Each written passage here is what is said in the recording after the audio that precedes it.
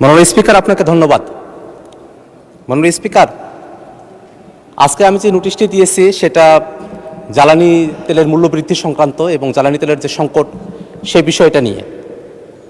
আপনি জেনে থাকবেন যে আমরা বৈশ্বিকভাবে একটা সংকটের মধ্যে আছি, একটা যুদ্ধ পরিস্থিতি চলছে। তার প্রেক্ষিতে বাংলাদেশে একটা জ্বালানি সংকটের মতো একটা পরিস্থিতি তৈরি হয়েছে।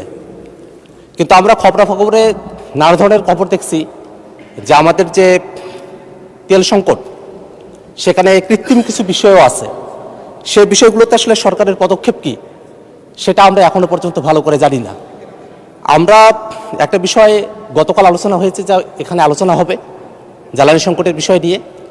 সেই সময়টাতে সরকারি দল বিরোধী দল আমরা পরস্পর আলোচনা করব, কিন্তু হঠাৎ করে যে এলপিজির দামও বাড়ায় দেওয়া হলো।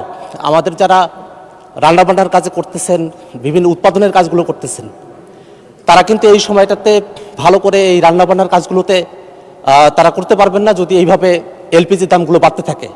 এই কারণে আমরা সরকারের কাছে এই বিষয়টাতে আহ্বান জানিয়েছি, যাতে করে যে দামটা বৃদ্ধি করা হয়েছে সেটা যেহেতু মাত্রাতিরিক্ত, এই মাত্রাতিরিক্ত দামটাকে কমায় নিয়ে এসে যাতে একটা সহনীয় পর্যায়ে এটাকে নিয়ে আসা হয়। যেভাবে ওভারনাইট তেলের দাম বাড়িয়ে দেওয়া হলো, জ্বালানির দাম বাড়িয়ে দেওয়া হলো, এটা জনজীবনে যে একটা নেতিবাচক প্রভাব পড়েছে, সেই নেতিবাচক প্রভাব থেকে বেরিয়ে আসার জন্য আমরা সরকারের কাছে আহ্বান জানাবো।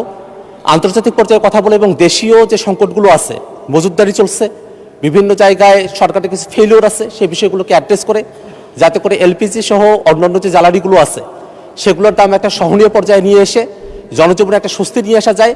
সরকার বলছিল যে তারা দাম বাড়াবে না, কিন্তু তারা দাম বাড়াতে বাধ্য হয়েছে, বা যে পরিস্থিতিতে তারা দাম পেয়েছে এত দাম বাড়ানো উচিত হয়নি।